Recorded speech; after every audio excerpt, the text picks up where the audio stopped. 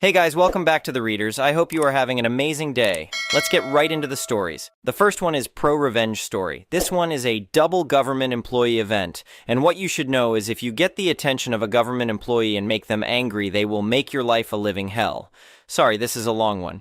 The setup is that I was working for a local county government in the permitting department that handled drainage and floodplain enforcement back in 2023. I received a complaint from a homeowner, Marcus, a really decent guy, who lived next door to a house that was part of an incorporated village. Trevor, definitely not a decent guy. Marcus lived in an unincorporated portion of the county, and hence the call to me as an agent of the county. I drove out to the site to investigate and discovered some interesting facts.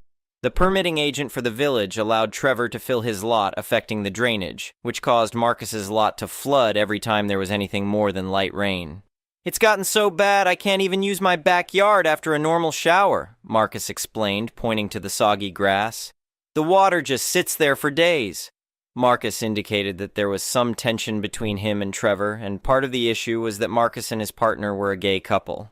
This ran up a red flag for me, but in trying to be impartial, I took the information and some photos for the file and indicated that I would contact the village to find a resolution. "I appreciate you coming out," Marcus said. "We've tried talking to them directly, but it just makes things worse." I wrote a letter and then called the village inspector, Randy, to discuss. I was told by Randy that the village could do as it pleased and that I could do nothing to stop Trevor from doing as he pleased as it was approved by the village. "Look, we handle our own permits here," Randy said sharply over the phone. "The county doesn't need to stick its nose in our business. Besides, there's always a complaint from those type of people just trying to cause trouble."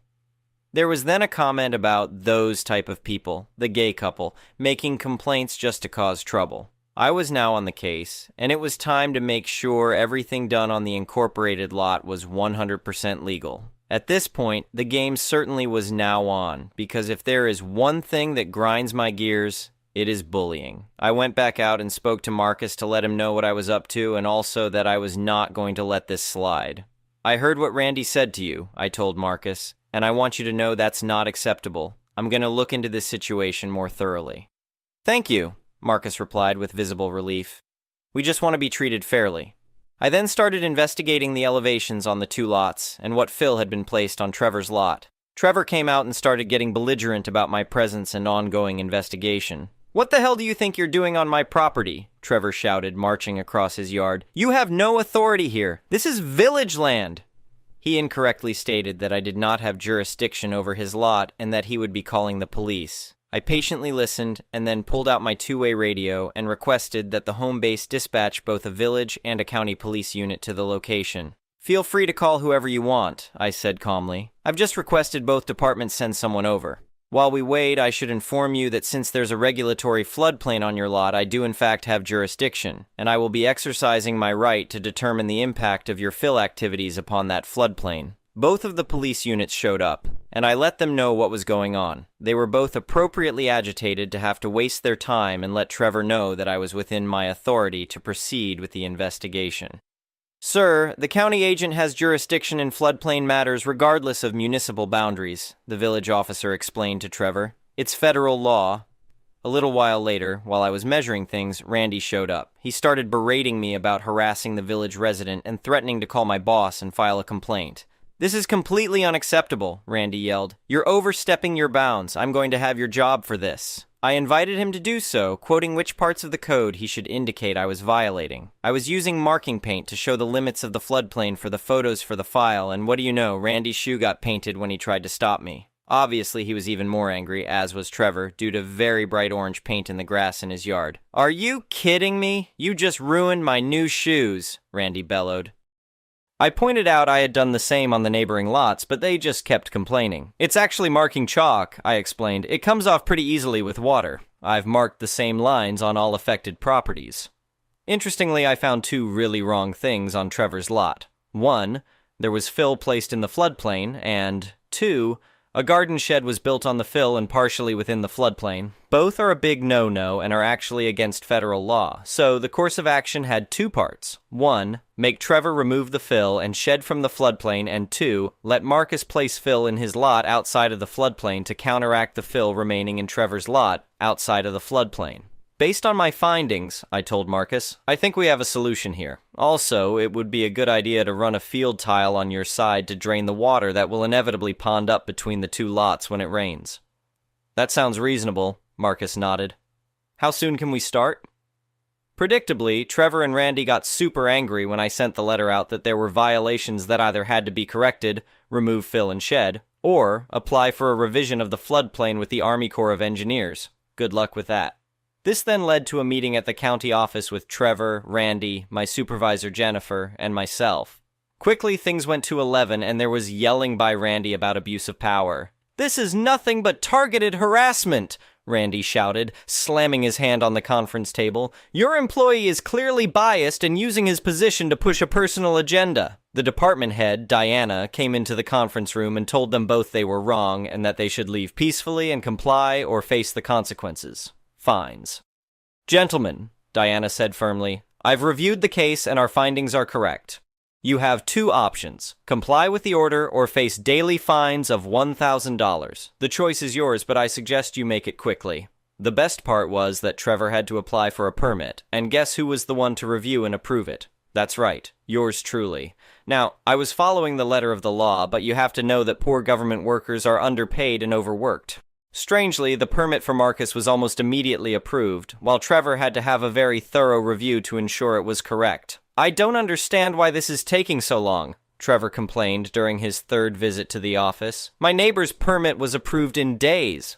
"Well, there are certain technical aspects of your application that need careful review," I explained with a perfectly neutral expression. "We want to make sure everything is exactly right. You could make a case I was abusing my power, but I can assure you that the timing for Trevor's review was well within acceptable limits. Also, how could I be held to account that they misfiled 3 times before they finally got it right? Generally, if you behaved like a civil human and came to the office, we would help you get things done properly so the permit would go through the first time, but Trevor decided he could do it all on his own, so it took him 3 tries. Had he come to the office, I would have given him the same service as others, but he decided to take the hard route, and therefore I didn't give a single inch when it came to the submission being perfectly correct. "You're missing Section 4B, I would say, returning his paperwork, and the site plan needs to show the exact elevation points at 2-foot intervals." "But that wasn't mentioned in the instructions," he'd protest. "It's in paragraph 6 of the supplemental guidelines," I'd reply calmly. "I'd be happy to show you where to find those on our website." Ultimately, the situation was resolved, but it took a lot more effort than it should have. By early 2024, Marcus had properly graded his yard and installed drainage, while Trevor had to move his shed and restore the floodplain area. The water flow problems were fixed, and both properties were now in compliance with all regulations. Moral of the story: don't be an entitled homophobic jerk. The next one is an entitled people story. I've lived on my ranch long enough to watch 3 summers of grasshoppers and 2 winter blizzards take down more fence than any person has ever managed. I run cattle and a few horses on 700 acres that my dad fenced with his own hands. The land is recorded in my name, taxes paid, water rights intact, and the boundaries are not complicated. The legal description is meets and bounds tied to section corners. My deed references township and range and a survey my father commissioned in the late 90s when he bought the southern parcel. The fences have been in the same place since.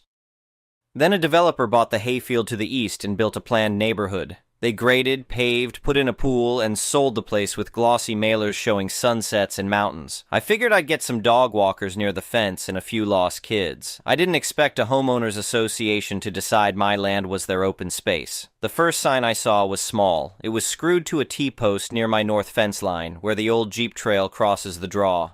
White aluminum, black letters. Private HOA land, members only. The next day there were 6 more. By the end of the week, there were close to 50 signs spread around my pastures and creek crossings. Not just on the fence line, but a good 200 feet inside in some spots. They didn't respect drainages or my gates. They stuck them next to my stock tanks like they were fixtures. It wasn't just signs. People showed up. Joggers in neon outfits, teenagers on dirt bikes, a guy walking 3 off-leash dogs that scattered my heifers. One woman with a stroller saw me and told me she was using the community greenbelt, like I was some groundskeeper. The best one was a group in matching t-shirts, picking up trash and taking selfies like they were saving the planet while standing on my hay meadow. I went to the HOA office, which is really just a room off the pool with a bulletin board and a coffee pod machine. I asked to speak to whoever was in charge. A board member met me out front wearing a polo with the HOA logo. Me. You put signs on my ranch. Board. We posted boundaries for the community greenbelt. Me. Your greenbelt ends where your plat ends. My ranch isn't on it. Take the signs down. Board. We annexed the corridor to the river. It's on our map. Me. You can draw a map of the moon if you want. You can't annex my land. Board. The developer presented it as open space. This community was built around access to nature. Me. Nature is my pasture. You can't give what you don't own. He shrugged like it was a customer complaint. A week later, the HOA newsletter went out with a map showing HOA open space and trails. They shaded a big swath of my northern and western pastures green, labeled it Community Access. The newsletter told residents to enjoy the private HOA land. They claimed they had agreements with adjacent landowners. I hadn't signed anything. They also told folks to report hostile ranchers to the property manager. I tried to keep it simple. I posted bright no trespassing signs on my fence and a few inside the property to replace theirs. I closed the 2 old gates near the creek that my dad used when he ran the ditch. I put a lock on the one near the old corrals. I went to the sheriff's office and asked what I needed to do to stop people from coming onto my land. The deputy told me to document and call when it happened. He said they would respond. Then he asked me about the HOA signs. I told him they were bogus. He said it would help if I had proof. He wasn't wrong. People with a stroller and a dog look harmless. People with an HOA pin on their shirt look official to a deputy who doesn't know the parcels. So I set up trail cameras at the gates and where the Jeep trail meets my interior pasture road. I saved every photo and video. Joggers, kids on ATVs, HOA landscapers in a truck unloading more signs. I also called a surveyor to come out and reflag the corners. He set stakes at the north and west corners with rebar and orange caps. He staked out the line where the developer stopped grading and my original fence starts.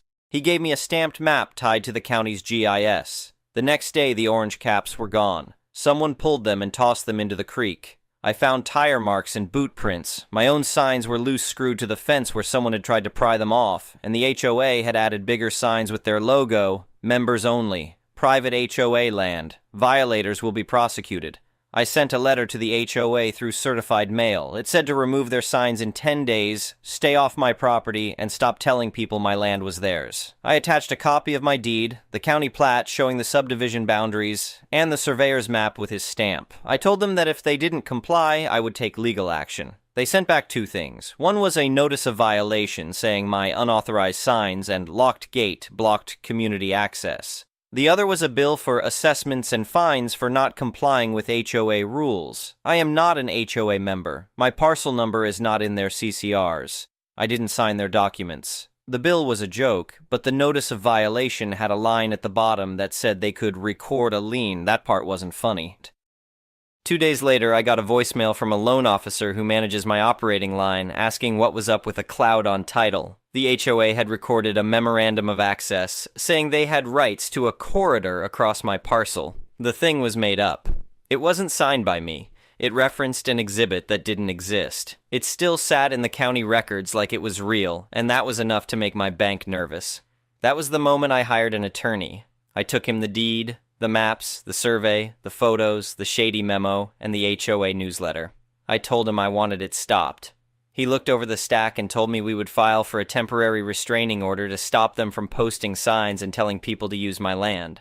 He also laid out the claims we had: trespass, for entering and placing signs on my property; conversion, for removing my survey stakes and my signs; slander of title, for recording that memo and telling the world they had rights on my land; nuisance, for interfering with my use and scaring cattle; tortious interference, for messing with my loan; declaratory judgment, to have the court say in plain words that the HOA has no rights on my land; quiet title, to clear that fake memo and put a court order on the record. We also asked for a preliminary and later permanent injunction to stop them from doing it again. We sent a demand letter first. It gave them 72 hours to withdraw the memo, remove the signs, send out a correction to your residents, and stop trespassing.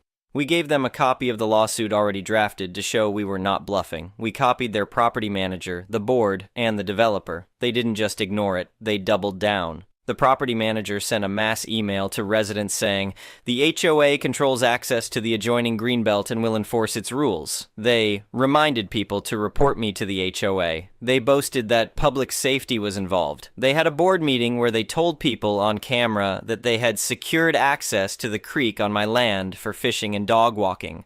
We filed suit the next morning in district court. We asked for a TRO on an emergency basis. The judge set a hearing for that afternoon. I went with my lawyer, the surveyor, and a banker who was not thrilled with the clout on title.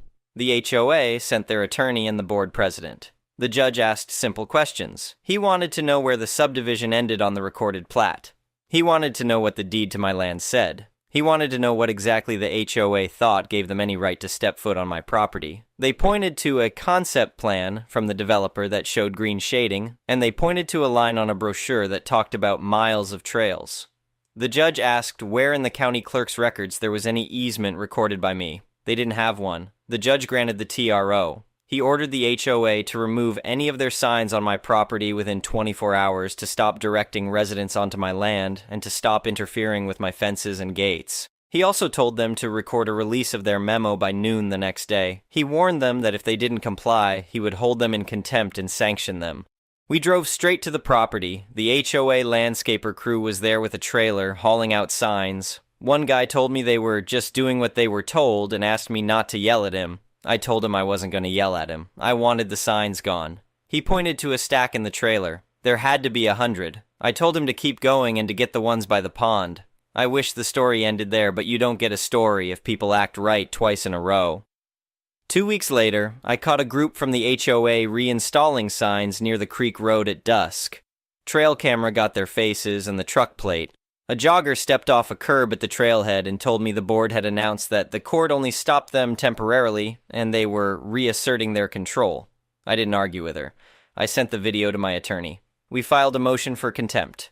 The judge set a hearing and told the HOA to bring whoever authorized the new signs. They blamed a volunteer. The judge didn't care. He fined the HOA $500 a day until every sign was out, ordered a compliance plan, and told them to send a letter to every resident within 48 hours stating that my land was private, that the HOA had no rights on it, and that residents who crossed the fence or gate would be trespassing. He told the sheriff to enforce the order if needed. That letter made it to my mailbox like any junk mail. It also made it to the neighborhood Facebook page. Comments showed a split. Some folks were mad at the HOA for lying, some were mad at me for not wanting to share. Plenty just wanted to walk their dogs without getting yelled at by anybody. Once the easy stuff was in place, we started discovery. We asked for board minutes, emails, text messages, the contract with the property manager, developer communications, marketing materials, and anything about access, open space, easements, and my parcel. We also subpoenaed the developer for their documents. What came back made my jaw clench. The developer's marketing team had put my creek on their brochure. They took photos from my side of the fence during construction and labeled it Planned Greenbelt. An early draft of the HOA budget had a line for open space maintenance that included trash pickup along my creek. The board discussed creating trailheads at the 2 old gates I had locked. Their property manager told them in an email, "We do not have recorded access. We should negotiate with the ranch owner." The developer answered, "We'll deal with it after sales." The board president wrote, "Let's get signs up first and make it feel like ours."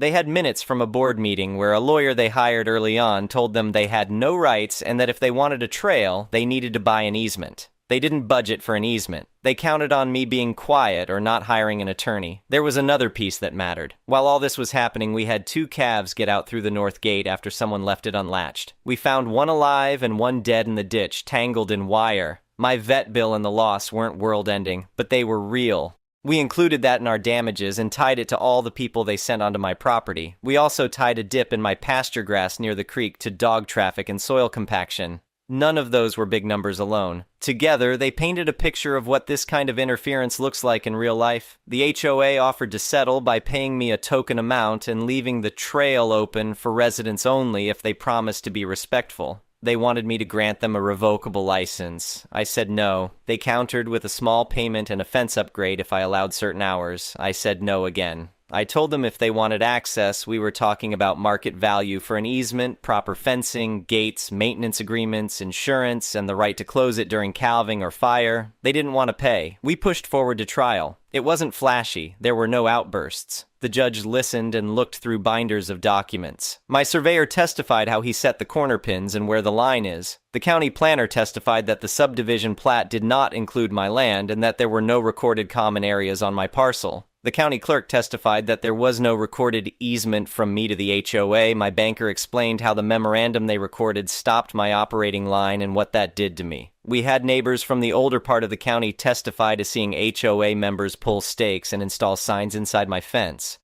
The HOA tried to say it was all a misunderstanding.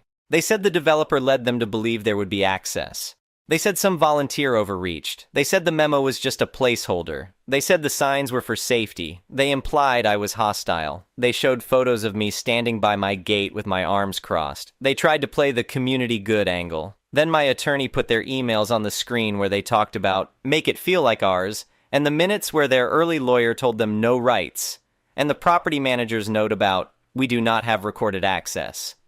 That took the air out of their misunderstanding story. The judge asked the board president why he recorded a memo about access he didn't have. He didn't have a real answer. The court issued a detailed written order that did more than stop them. It cleaned up the mess. The judge declared that the HOA had no rights to my land. He found that they trespassed by posting signs and walking on my property. He found that they slandered my title by recording that memo. He found that their actions caused me real damages, including the delay on my loan and the loss of the calf. He also found their conduct willful after they were warned. He awarded me damages for the cost to have the survey done twice, the cost to repair fence and replace survey stakes, the vet bill and the calf loss, the cost to reseed compacted areas by the creek, the extra interest and fees from the delay on my operating line. He awarded attorneys' fees and costs under the slander of title statute because we proved malice or reckless disregard. He ordered the HOA to record a release of their memo and to file the court's order with the county so any title search would see it. He issued a permanent injunction prohibiting the HOA, its agents, and its residents from entering my land without my express permission, except for lawful public officials on duty. He required the HOA to send certified letters to every member to email and to publish in their newsletter a correction stating that my land is private, that there is no HOA access, and that trespassers will be subject to prosecution. He made them pay for the county to install official no public access signs at the ends of the public streets that dead end at my fence. He also sanctioned the HOA for violating the TRO. He fined them and ordered the board president to complete community service unrelated to my property. The judge referred the matter of the pulled survey stakes to the district attorney.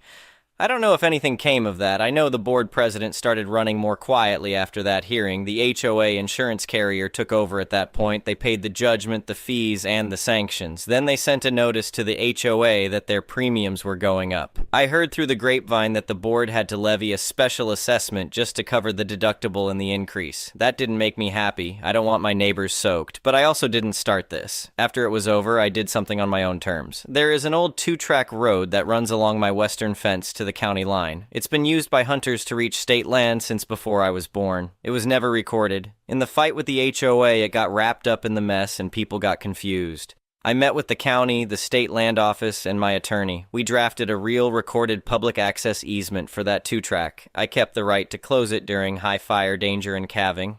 The county agreed to put in a small gravel parking area on their side and to install signs and a cattle guard so gates don't get left open. They also agreed to patrol during hunting season. I did it that way because I want to be a good neighbor, but I won't be bullied. There is a right way to do things. You record a document, you pay for what you use, you take care of what you touch. You don't show up one day with a stack of signs and pretend someone else's field belongs to you. It's been a year since the final order. The signs they paid for at the end of the street say, no access to private ranch, no trespassing. The HOA newsletter talks about pool hours and landscaping tips now. I still get the occasional dog that slips under the fence, but the flow of joggers stopped. The dirt bikes moved back to wherever they came from. The sheriff knows where the line is because he's seen the order. The bank released the hold on my line and apologized for the delay. My calves stayed where they belonged last spring. I still find the random old sign in a washout after a storm and toss it in a pile. I keep the court's order and the survey in a folder in my pickup. If someone looks confused at the fence and calls out, I explain it in plain English. This land is private, the HOA never owned it, and the court made that plain. Most folks nod, apologize, and turn around. A few grumble. None of them have a stack of signs anymore. A neighbor from the new subdivision stopped me at the feed store last month. He told me he moved in after all the dust settled. He said he got the correction letter and went to a board meeting where people asked the old board why they lied. The board president didn't run again. A new board got elected and their first order of business was stay in our lane. They repealed a weird rule about backyard swing sets and stopped sending out notices about garage paint color. He said the whole thing ended up making the place calmer. I didn't set out to fix their HOA, I set out to take back my fence lines. I did that in court, because that's where you take down an army of signs you didn't ask for. If anyone in that neighborhood hears about a rancher with a chip on his shoulder, that's fine. I'll wear it.